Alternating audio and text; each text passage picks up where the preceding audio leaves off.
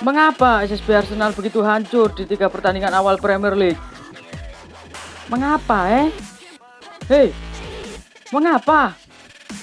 Apakah target Arsenal cuma lolos degradasi? Aduh. Lantas, apakah masih ada cara untuk menyelamatkan Arsenal musim ini? Apa dibubarin aja nih klub?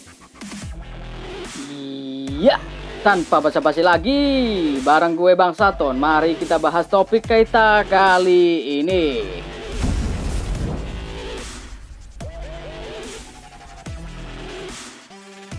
Sehancur-hancurnya permainan Arsenal dan berapapun peringkat Arsenal musim ini, Entah mengapa kita semua masih menganggap Arsenal sebagai salah satu tim besar di English Premier League. Semua itu tak lepas dari masa lalu Arsenal yang selalu dibanggakan para fansnya, apalagi kalau bukan Gold Trophy IPL atau sering mereka sebut dengan Invisible. Sik. Tapi itu dulu, Cok. Dulu banget. Tahun 2003, 2004 kalau nggak salah tuh.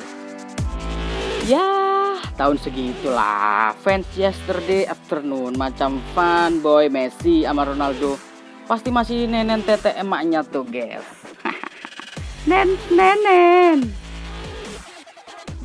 Tapi lain dulu, lain sekarang. Arsenal saat ini lebih sering jadi bahan bulian dan olokan, guys. Bahkan mungkin nama Arsenal sudah jadi semacam kata ganti untuk menggambarkan bagaimana sebuah klub sepak bola bisa disejajarkan dengan grup lawak semacam OVJ atau yang lagi tren sekarang Lapor Pak. Atau judul film Deadpool 2, Cok. Bahkan lucunya, Cuk, beberapa pihak berpendapat kekonyolan kisah Arsenal beberapa musim terakhir ini diakibatkan oleh efek walat setelah memecat pelatih legend mereka, Mbah Wenger. Yups, setelah berakhirnya era Wenger, jangankan bisa bersaing rebutin gelar juara, Cuk. Untuk sekedar tampil di Liga Champions saja, si pistol air nggak mampu, bor. Bayangin, Cuk, udah 6 kali puasa dan 6 kali lebaran sejak mereka terakhir kali lolos fase grup Liga Champion, atau lebih tepatnya sejak musim 2015-2016. Judul lagu ya. 6 kali puasa, 6 kali lebaran. Tok. Dor.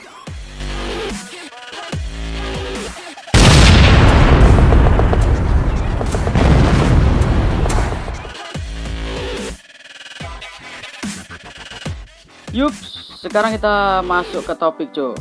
Arsenal hancur di 3 pertandingan awal IPL. Baru pekan pertama saja mereka sudah disikat sama tim promosi tuh, Brentford, dengan skor 2-0.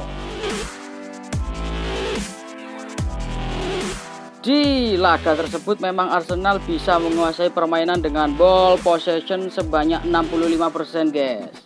Tapi organisasi pertahanannya mereka seperti singkong keju, Cok. Brentford cuma butuh 3 shot on target untuk bisa nyetak gol ke gawang Leno. Sedangkan Arsenal yang saat itu tidak diperkuat striker andalannya seperti Aubameyang dan Lacazette.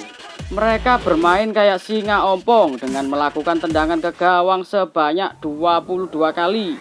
Namun cuma 4 yang tepat sasaran, hingga sukses mencetak 0 gol. Setelah laga ini, Cok, fans sudah mencium aroma-aroma bangkai yang bakal mengiringi awal musim Arsenal tuh. Dikarenakan lawan mereka selanjutnya di IPL tuh sang juara Liga Champions musim lalu, Chelsea, dilanjutkan dengan laga tandang versus juara bertahan IPL, Manchester City. Gak peduli seberapa cintanya kalian sama Arsenal, seberapa sayangnya kalian sama Arsenal, Bang Saton yakin kalian pasti lemes melihat 3 laga awal yang harus dihadapin oleh Arsenal di IPL. Apalagi setelah kekalahan di laga pertama. Dan benar saja di laga lawan Chelsea mereka harus kalah 0-2 di Emirates Stadium. Di laga ini Bang Saton melihat tuh bukti nyata dari perbedaan level antara Arsenal dan juga Chelsea. Gini. Sekarang gini, Cuk. Kalian adalah Arsenal. Kalian tim besar, Cuk. Tim hebat. Bahkan kalian bermain di kandang. Gak peduli siapapun lawan kalian, harusnya jangan biarin tim lain. Bahkan Chelsea sekalipun mengontrol pertandingan.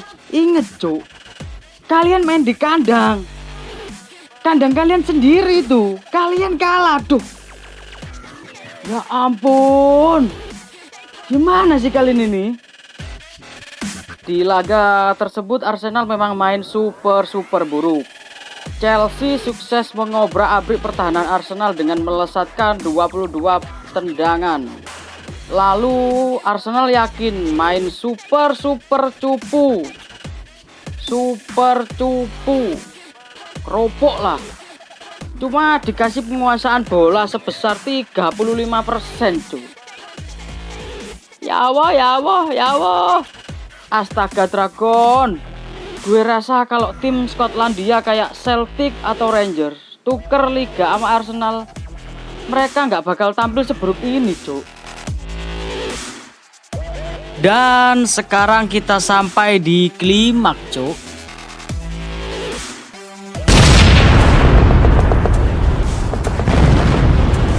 Arsenal main tandang lawan Manchester City. Kalau gue bilang ini bukan lagi pembantaian, Cuk, tapi rempeyek lah. Pertandingan ini sudah kayak laga genosida. Entah apa yang ada di otak Mikel Arteta melawan Manchester City yang full tim. Arsenal justru menggunakan formasi konyol 5-4-1. Why Arteta? Why? Cuk, goblok. Besok saya kirim email ke Arteta. Email formasi. Biar bener tuh Arteta tuh. Dengan 5 pemain belakang, Arteta hanya memasang satu bek tengah murni, yaitu Rob Holding.